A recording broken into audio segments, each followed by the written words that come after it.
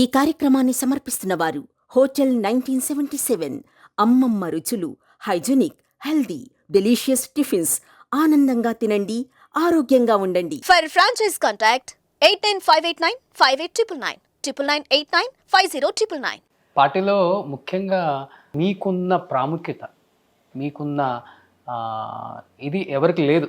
సబితా ఇంద్రారెడ్డి గారు అంటే ఒక సపరేట్ ఇది. థ్యాంక్స్ టు రాజశేఖర రెడ్డి గారు.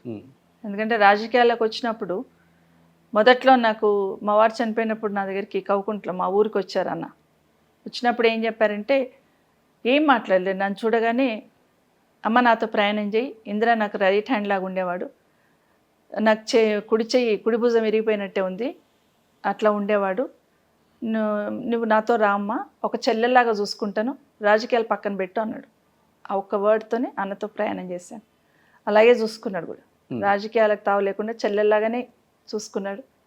రాజకీయంగా ఆ విధంగా ఎదగడానికి నాకు రాజశేఖర రెడ్డి అని ఇచ్చిన ఇంపార్టెన్స్, ఆయన ఇచ్చిన ధైర్యం, ఆయన ఇచ్చిన ప్రేమ, ఆయన ఇచ్చిన ఆప్యాయత, ఆయన ఇచ్చిన సపోర్ట్. ఎస్పెషల్లీ మొన్న సబితా ఇంద్రారెడ్డి గారి గురించి మాట్లాడేటప్పుడు తెలియని ఒక బాధ, ప్రేమ, అక్క నా వైపు ఉంటే బాగుండే అనే ఒక అదైతే కనిపిస్తుంది ఆయన కళ్ళల్లో.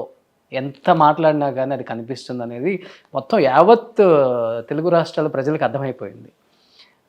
అక్క నన్ను పిలిచింది, ఆహ్వానించింది, చేవల నుంచి పోటీ చేయమంది, మల్కాజ్గిరి నుంచి చేయమని చెప్పింది, కానీ అక్క చివరికి నాకు హ్యాండ్ ఇచ్చి వెళ్ళిపోయిందని ఒక బాధ ఎక్కువగా ఉంది.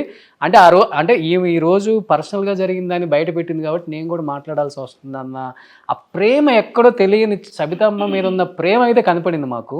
మీకేం అర్థమైంది అసలుకి? దగ్గరగా ఉండి చూశారు కాబట్టి. వద్దండి, లోపలికి పోదలుచుకోలేదు. ఎందుకంటే రైట్ రమ్మన్నాను, మనస్ఫూర్తిగా పిలిచాను, మనస్ఫూర్తినే సపోర్ట్ చేయాలనుకున్నాం. తమ్ముడు అనే ప్రేమ ఉంది కదా, డెఫినెట్గా ఉంటుంది కదా. అక్క తమ్ముడు గొడవ ఉంటే ఇంట్లో చూసుకోవాలి. నేనేమంటానంటే నాకు తమ్ముడికి ఏమైనా గొడవ ఉంటే ఇంట్లో చూసుకుంటాం. ఇప్పుడు వారు ముఖ్యమంత్రి, నేను ఒక ఎమ్మెల్యేని, ప్రతిపక్షంలోనే ఎమ్మెల్యేని.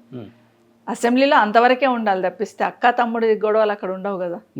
మమ్మల్ని అంటే అక్కడ ముఖ్యమంత్రి గారు అట్లా మాట్లాడకుండా ఉండాల్సింది. ఒకవేళ నిజంగానే అక్క పొరపాటు చేసినా కడుపులో పెట్టి కాపాడుకోవాలి అక్క చెల్లెలని అనుకుంటారు. అట్లాంటిది ఆ మాట అనేసరికి పోనీ మొదటి రోజు అన్నాడు, వదిలేసాము, బాధపడ్డాము, బాధ అనిపించింది, ఇంటికి వచ్చిన తర్వాత కూడా బాధపడ్డాను, చాలా బాధ అనిపించింది.